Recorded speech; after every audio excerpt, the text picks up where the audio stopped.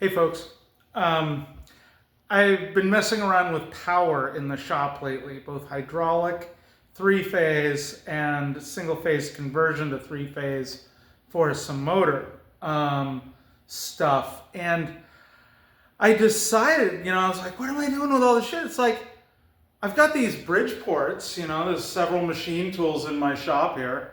There's a lathe over there. But I've got these Bridgeport mills, and I know a lot of people that use Bridgeport mills or want to, but they don't have three-phase power. Now, there's a number of ways to solve this problem. There's whatever those rotary phase converters, there's some other big industrial type of phase converters that take your 220 and bring it into three-phase 220 or whatever it is. But I'm sitting here working on some 110 conversions, and I was like, well, wait, I don't think I've ever actually seen anybody running a Bridgeport vertical mill on 110 power.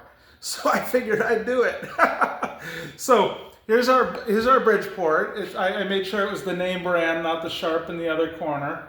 And I have a setup here, just regular 1/2-inch end mill, cutting the some cut there. But we're gonna go over to the back and we're gonna check out the VFD. So right here, let's see, there we go. We've got this L510 VFD. It's a Westinghouse Teco type of thing. And there we go, we got someone at the door. I'm gonna go answer it. Here we go, there we go, it's Akil.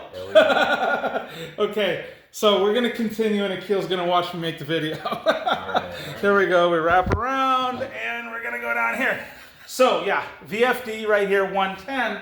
Now, the 110 VFD went into fault when I went through a contactor and some of our industrial safety systems that we have in the back of the machines.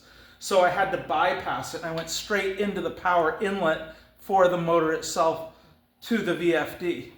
And as you can see, we're powered up, and that 1162 is just another motor's top speed. Ignore that, just one.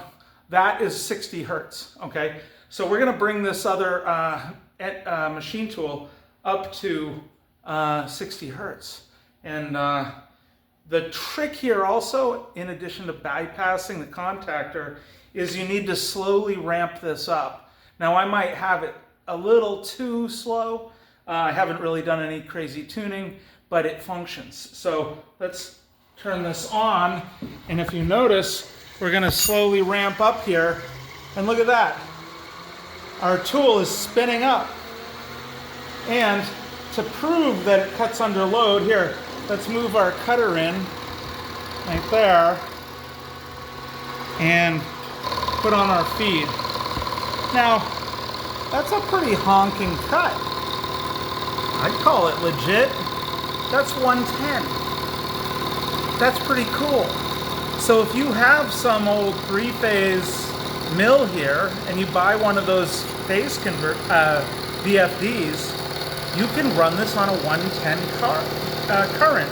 Now, I haven't explored all the features or what the limiting factor here is, but you can cut metal, you can do it, and essentially it's just plugging it in correctly. So I wanted to share that. I thought it was really neat. Yeah, very cool stuff.